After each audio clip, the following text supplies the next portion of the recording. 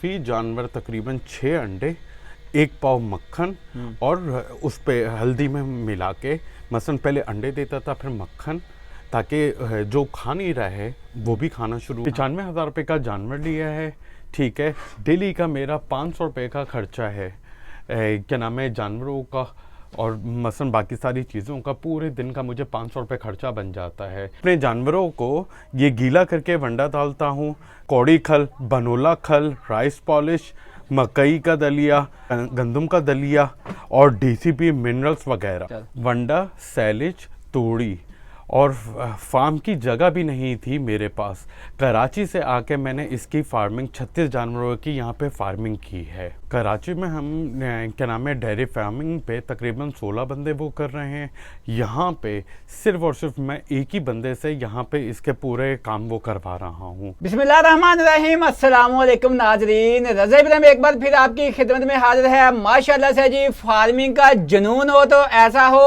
आज हमारे साथ एक ऐसा फार्मर मौजूद है जो कि कराची से पंजाब में आया, ना तो इनके पास अपनी जगह है, ना वंडा, ना सैलेज, ना जमीन, और माशाल्लाह से 36 बछड़ों की फार्मिंग कर रहे हैं। और इनसे मुकम्मल डिटेल लेते हैं कि ये पंजाब में आकर फार्मिंग कर रहे हैं, इससे पहले क्या करते थे, पंजाब में आकर बगैर जमीन के, बगैर फार्म के, बगैर वंडा सैलेज के और हर चीज मार्केट से परचेज करके फार्मिंग कर रहे हैं। इनको कौन कौन सी परेशानी आई हैं, और इस वक्त सबसे बड़ी परेशानी जो हमारे पंजाब के इलाके में मुंह खोल की वबा आई है, उसके लिए इन्होंने अपने जानवर को एहतियाती तदाबीर क्या इस्तेमाल की हैं, मुकम्मल डिटेल लेते हैं। अस्सलाम वालेकुम जी। वालेकुम। प्यारे भाई, क्या हाल चाल? अल्हम्दुलिल्लाह। सबसे पहले मेरे देखने वालों को अपना और अपने फार्म का तारुफ करवाएं। मेरा नाम उमैर है और मैं कराची से आया हूँ। मेरा एक जमील मेमन में फार्म है कराची में, और दूसरा मेरा ये फार्म मैंने यहाँ पे रेंट पे लिया है पाकपतन में 16 SP पे। प्यारे भाई, जो आपका कराची में फार्म है, किस चीज़ का फार्म है और यहाँ पे फार्म बनाने की क्या वजह है?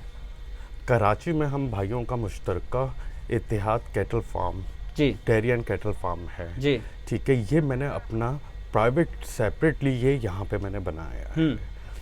जो आप कराची में फार्मिंग कर रहे हैं, वहाँ भी कैटल फार्मिंग कर रहे हैं या डेयरी फार्मिंग कर रहे हैं? वहाँ डेयरी भी कर रहे हैं और कैटल भी कर रहे हैं। और यहाँ पे फार्मिंग करने की मेन वजह क्या है? आप अपना घर बार सब कुछ छोड़कर पंजाब में आकर फार्मिंग कर रहे हैं।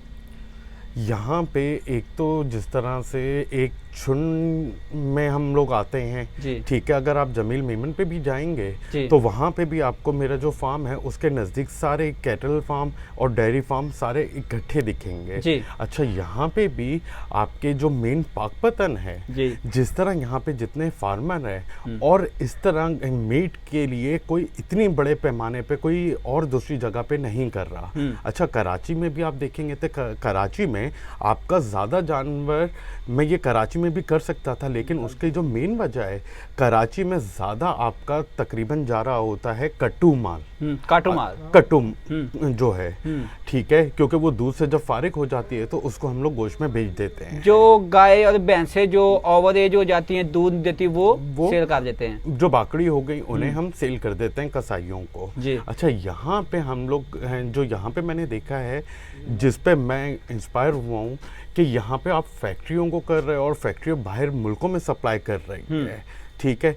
कराची में भी स्लैटर हाउस है, लेकिन वहाँ पे टोटली डिफरेंट वो है। अच्छा, कराची में कर रहा था, लेकिन वहाँ पे भैंस कॉलोनी में, फिर घर का डिस्टेंस वगैरह, तो वो उसके निस्बत जो यहाँ का मुझे ज़्यादा इजी लगता था। जिस तरह से हम सैलेज लेते हैं, ठीक है, कराची में वो हमें कॉस्ट करता है तकरीबन 30 रुपये 35 रुपये पे पर केजी। और यहाँ पे किस रेट पे पड़ा? अगर आप अपना बनाने जाते हैं तो 12 रुपये का पड़ जाता है, और अगर यहाँ से ख़रीदते भी हैं तो वो 20 रुपीज़ का आपको पड़ जाएगा। अगर मैं वहीं पे लेता, जिस K3 में कसूर वाले हैं कराची, उनसे 5-6 सालों से हम ले रहे हैं, तो वो तकरीबन अगर हम एक गाड़ी मंगाते हैं तो वो 1 मिलियन तक की पड़ जाती है हमें। अब यहाँ पे आप 3 लाख रुपए का सैलेज ले लें या 4 लाख रुपए का ले लें, आपका टर्नओवर पूरा घूम जाता है। लेकिन आप 1 मिलियन ही होंगे तो आपने वहाँ पे सैलेज फिर मंगाना है। अच्छा, थोड़े, अब जाहिर बात है आप जानवर को डाल रहे हो, सैलेज की गाड़ी आएगी तो वो आप थोड़ा तो मंगाओगे नहीं, ज़्यादा ही मंगाओगे, ज़्यादा तो मंगाएंगे। वो एक उसकी निस्बत बहुत ज़्यादा एक इधर बहुत आसानी है। आप कहीं से भी आप ले सकते हो, किसी भी फार्मर को बोल के उसके कोई अंडर वो है या उसके पास पड़ा हुआ है, वो आपको प्रोवाइड कर सकता है। और ज़रूरी नहीं है आपने पूरा ट्रक ही लेना है, जी। ये तो आपने 100 मन लेना है, वो आपको दे देगा। अब वहाँ पे जो बेल आती है वो 25 मन की एक बेल होती है, बंदा तो उतार नहीं सकता, फिर मशीन लेके आओ, वो उतारेगी, तो फिर आप जानवरों को डालो। तो बेसिक वो 5-6 सालों से डाल रहे थे, हमने कराची में तो बंद कर दिया हुआ है, वहाँ पे ज़्यादा हम तूड़ी की वो कर रहे हैं, तूड़ी पे फार्मिंग कर रहे हैं। तूड़ी पे कर रहे हैं, बंडा अपना कर करा के। इसी तरह भैंसों को, गायों को और बछड़ों को भी तो वो कर रहे हैं वहाँ पे, उस हिसाब से दूध को वो कर रहे हैं। सही हो गया। उसके बाद बताएं कि इस वक्त आपके फार्म में टोटल कितने जानवर हैं और किस किस नस्ल के जानवर हैं?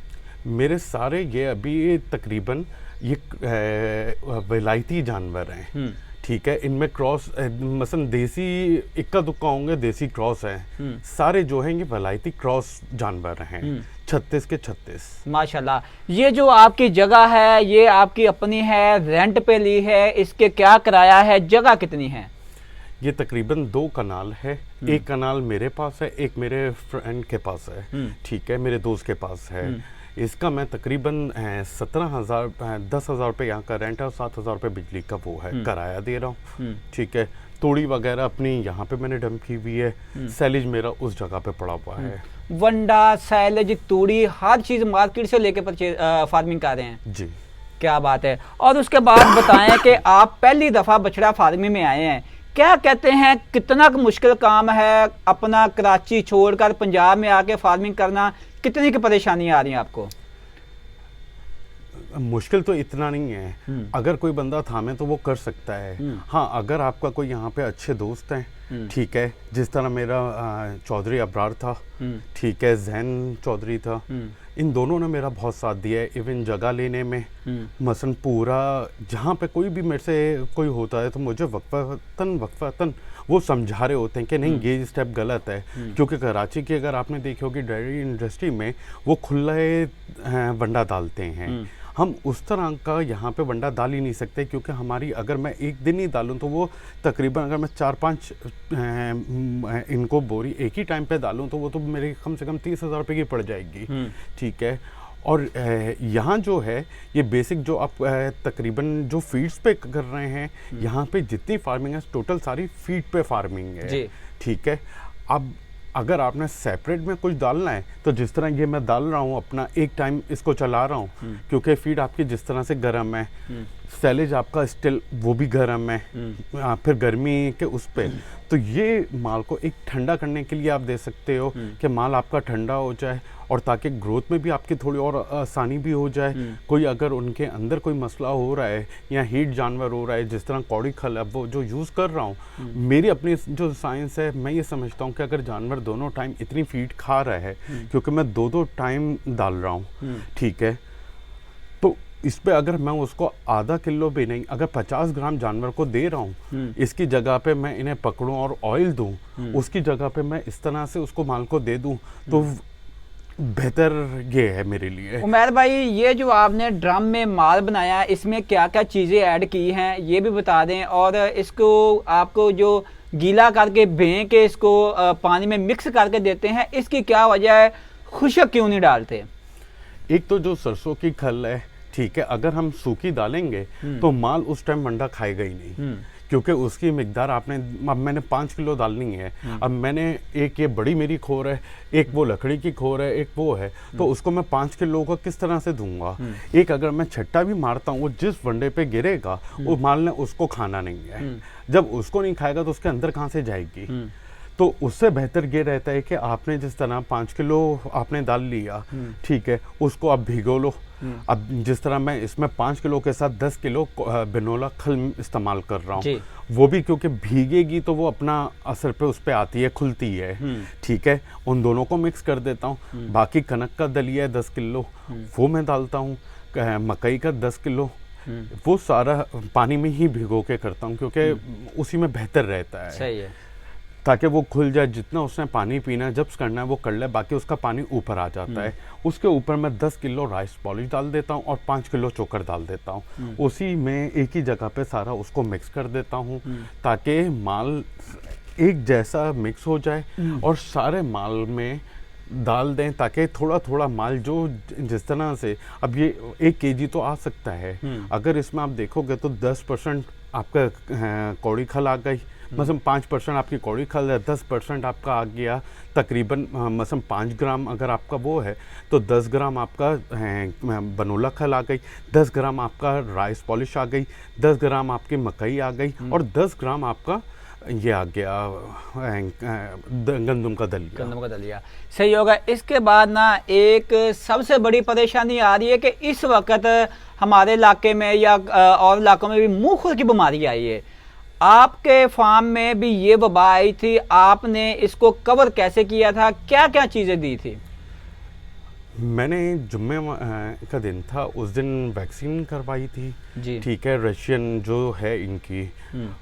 उसके बाद मेरे 3 दिन तक जानवर एक तो जिस तरह से स्ट्रेस में रहे, स्ट्रेस, बहुत ज़्यादा स्ट्रेस में, कुछ खा ही नहीं रहे थे। अच्छा, अब क्योंकि फार्मिंग का तजुर्बा था, माल का देखा, तो उस वक्त मैंने वंडा वगैरह सब बंद करके मैंने उस वक्त चोकर डाल के माल को खिला रहा था। लेकिन अंदाज़ा हो गया हुआ था कि बहुत ज़्यादा हाई लेवल पे स्ट्रेस आई हुई है, कोई नॉर्मल स्ट्रेस नहीं है कि 1 दिन हो गया, 2 दिन हो गया, तीसरा दिन है। उसके बाद कुछ जानवरों को चलने में मसला आया, 1 से 2 जानवरों को, बाकी 5-6 जानवर थे जो मुंह खोर में आ रहे थे।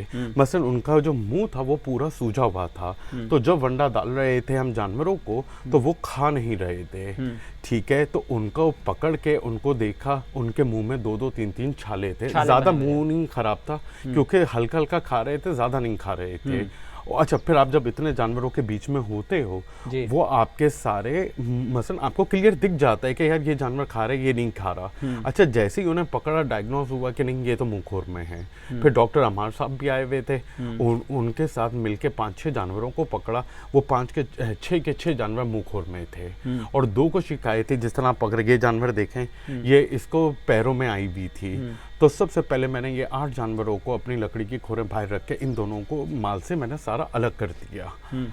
उसके बाद मैंने सबसे पहले मक्खन लेके आया, अंडे लेके आया और हल्दी लेके आया। मैंने फी जानवर तकरीबन 6 अंडे, 1 पाव मक्खन और उस पे हल्दी में मिला के, मसलन पहले अंडे देता था फिर मक्खन, ताकि जो खा नहीं रहा है वो भी खाना शुरू हो, मसलन पेट में उसके जाए, जिंदा तो रहे कम से कम, क्योंकि जानवर जिसके छाले पड़े में वो नहीं खा सकता, इंटेक ही नहीं कर सकता, तो उसको कम से कम दूसरी हम सोर्स तो दे सकते हैं जी। वो दे के ताकि जिंदा भी रहे। जो इसके अंदर का मैदे का जो भी प्रॉब्लम हुई भी है वो जब तक हल हो, तो ये देने के बाद इसका मुझे 3 से 4 दिन में मेरा माल खाना शुरू हो गया माशाल्लाह। और तकरीबन 6 दिन बाद मैं माल को अंदर ले आया था।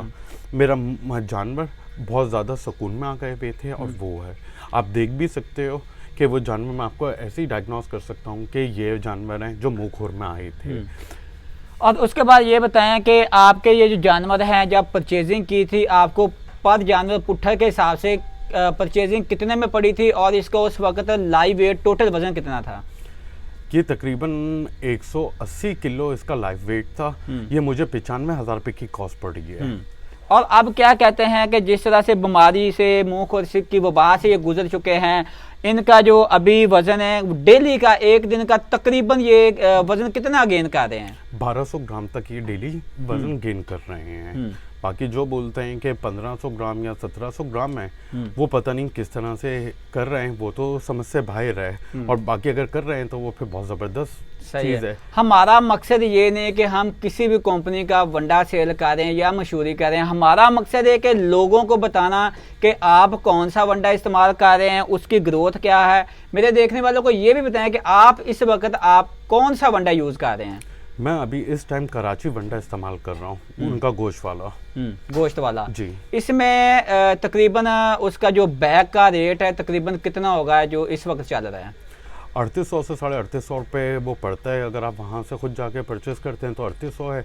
अगर आपके फार्म में आएगा तो वो जाहिर बात आपको किराया भी देना है, तो वो 3850 तक का पड़ जाता है। आप अपने जानवर फार्म पे लाके कौन कौन सी वैक्सीन है, मेडिसिन, ट्रीटमेंट कौन कौन सी की थी, जरूरी कौन कौन सी हैं?